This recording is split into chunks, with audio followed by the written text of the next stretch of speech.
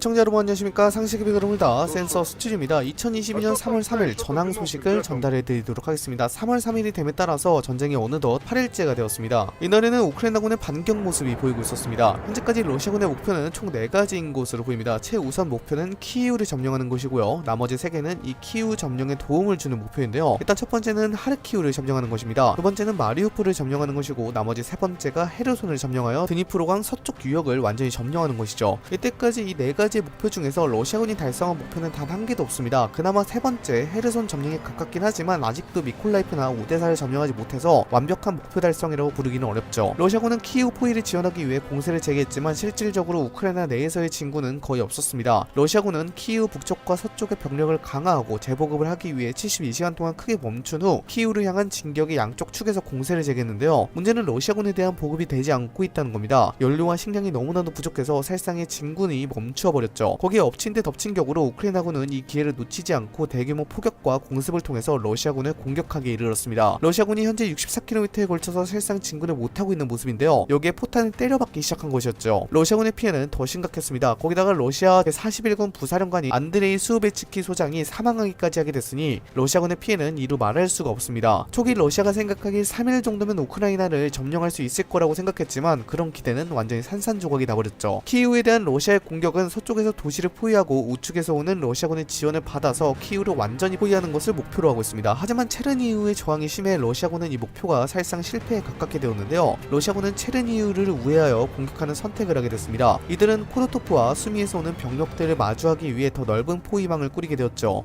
실제로 이전보다 더 길어진 포위망을 확인하실 수 있을 겁니다. 하지만 우크라이나군이 가만히 있진 않았습니다. 3월 3일에 키예프 인근의 부차 지역을 완전히 탈환하는 데 성공했거든요. 다만 체르니우에서 내려오는 병력들이 마키예프카까지 내려감에 따라서 체르니우를 지키는 병력들을 크게 포위하려는 것이 확인되었습니다. 다만 이들의 보급로가 엄청 길어졌기 때문에 우크라이나 민병대들도 이들에 대한 보급선을 적절히 잘 타격할 수 있지 않을까 싶습니다. 그래서 실제로 코노토프에서 오는 병력과 수미 지역에서 오는 병력들이 거의 움직이지 못했습니다. 역시나 보급의 문제였죠. 아마 러시아군은 계속해서 키이우를 포위하려는 모습을 보일 겁니다. 그래서 체르니우의 병력들을 완전히 포위시키는 게 단기적 목표겠죠. 하지만 우크라이나 민병대들이 계속해서 게릴라전을 펼치고 있기 때문에 이런 포위도 좀 오래 걸리지 않을까 싶습니다. 그리고 새로운 변수가 또 생겼는데요. 수미 지역에서 방어를 하고 있던 우크라이나군이 반격에 나서면서 원래 우크라이나 러시아 국경지대로 러시아군을 밀어내기 시작한 겁니다. 그래서 러시아군은 이것을 막기 위해 어쩔 수 없이 병력을 빼야 하는 상황이므로 체르니우의 포위는 더더욱 멀어질 것 같다는 생각이 듭니다. 하르키우에서도 어김없이 계속된 공격이 이어졌습니다. 러시아군은 하르키우의 대대적인 공습과 포격을 계속 이어나가는데요. 민간 시설에 대한 피해와 민간인 사상자를 크게 증가시켰습니다. 하지만 그럼에도 불구하고 하르키우를 함락시키지 못했습니다. 사실상 하르키우가 계속해서 지켜지고 있는 이상 러시아군이 동부 전체를 점령할 리는 없을 거라는 예상이 듭니다. 그리고 이것도 장기간의 우크라이나 저항에 직면할 가능성이 높고요. 남쪽의 러시아군은 헤르손을 확보하고 마리우폴의 민간 기반 시설을 폭격하기 시작했습니다. 마리우폴에 대한 대대적인 공세를 이어나가는데요. 여기서 민간인 사상자가 크게 늘어나게 되면서 계속 항복을 요구하고 있습니다. 이는 러시아군이 시리아에서 반복적으로 취한 접근 방식 중 하나입니다. 모든 자원, 인력을 차단시키고 계속해서 공격을 해서 항복을 요구하는 방법이죠. 이 방법을 마리우폴에 쓰고 있는데요. 그래서 현재 마리우폴의 피해는 상상 그 이상입니다. 민간인 사상자가 집계가 될 수 없을 정도로 많은 사상자가 나올 걸로 예측이 되고 있죠. 러시아군의 남부 전선의 축은 크게 두 가지일 겁니다. 마리우폴과 미콜라이프. 현재는 마리우폴에 더 집중하고 있는 모습이지만 마리우폴이 함락될 경우 다음 타겟은 미콜라이프가 되지 않을까 싶습니다. 3월 3일의 전황도 크게 달라진 모습은 없습니다만 동부 전선과 남부 전선에서는 우크라이나군의 계속된 저항을, 북부 전선에서는 우크라이나군이 대대적인 반격에 나섰다고 생각하시면 이해가 쉬울 것 같습니다. 그리고 회담 결과가 나왔습니다. 2차 회담에서 우크라이나와 러시아 간의 간극을 좁히진 못했으나 인도주의 통로에서만 휴전을 준수하자는 합의가 이루어졌습니다. 그러니까 전투 시에 민간인 피해를 막기 위해서 이 지역에서만 전투를 하지 말자는 것을 합의로 보았죠. 그러니까 전투 시에 민간인 피해를 막기 위해서 특정 지역이거나 민간인들이 모두 빠져나갈 때까지 전투를 하지 말자는 것을 합의로 보았죠. 하지만 전체 전쟁을 끝내는 등의 휴전 협상이 이루어지진 않았습니다. 이 다음은 3차 회담에서 결정될 것으로 보입니다. 그리고 러시아의 위협이 본격화되자 유럽의 각국은 다시 뭉치기 시작한 모습이었습니다. 특히나 벨라루스 대통령인 알렉산드르 루카셴코의 실수로 인해서 몰도바를 침공하려는 러시아의 계획이 들통나버리는 바람에 이런 유럽의 단결은 더더욱 힘을 얻었는데요. 오늘 하루에만 엄청난 일들이 수없이 발생되었습니다. 카카스 지역에 있는 조지아와 우크라이나 옆나라인 몰도바가 EU에 가입을 신청을 했고요. EU를 탈퇴한 영국이 잠시나마 러시아의 경제 제재를 위해 EU에 합류하는 등의 모습을 보였습니다. 상당히 이례적인 일들이 연이어 발생했죠. 그래서 오히려 러시아의 우크라이나 침공이 나토 및 EU의 확장을 불러일으키고 만 것입니다. 그리고 전세계 곳곳에서 의용군이 속속 우크라이나에 도착했는데요. 젤렌스키 대통령에 따르면 1만 6천 명의 의용 장병군이 우크라이나에 도착을 했다고 합니다. 물론 우크라이나 측에서 발표한 것이기 때문에 100% 전투병이 아닐 것이고 또 과장된 부분도 없지 않아 있겠지만 중요한 건 우크라이나를 지원할 세력이 계속해서 늘어나고 있다는 겁니다. 거기다가 이번에는 러시아군이 에스토니아 화물선과 방글라데시 벌크선을 피격시켰더라고요. 그리고 세넨과 일본의 영공도 침범을 하고요. 무슨 저희인지는 모르겠으나 러시아가 지속적으로 판을 키우려는 움직임을 보이고 있는 것 같다라는 생각이 듭니다. 이번은 세계 곳곳에서 온 우크라이나에 대한 지원입니다. 아제르바이잔은 500만 유로, 하나로 67억 원에 달하는 의료용품 및 장비를 지원했으며 구급차 및 국가 긴급 서비스 차량에 대한 연료를 제공했습니다. 덴마크는 파상풍 치료제 1,700개를 제공했습니다. 독일은 2,700개의 휴대용 대공방어 미사일 시스템을 제공했습니다. 슬로베니아는 난민들을 위한 10만 유로, 하나로 1억 원을 제공하기로 했습니다. 그리고 침낭 200개, 고무장화 200개, 디젤 발전기 10개, 라텍스 장갑 25만 개, 니트릴 장갑 25만 개, 압력 마스크 60만 개를 제공했습니다. 전황이 초기 때보다 많이 변화가 줄어들고 있습니다. 그래서 중복되는 부분이 많을 것으로 사료가 됩니다. 이 부분은 너그럽게 이해해 주시면 감사하겠습니다. 오늘도 발빠르게 우크라이나 소식 전달하도록 하겠습니다. 감사합니다.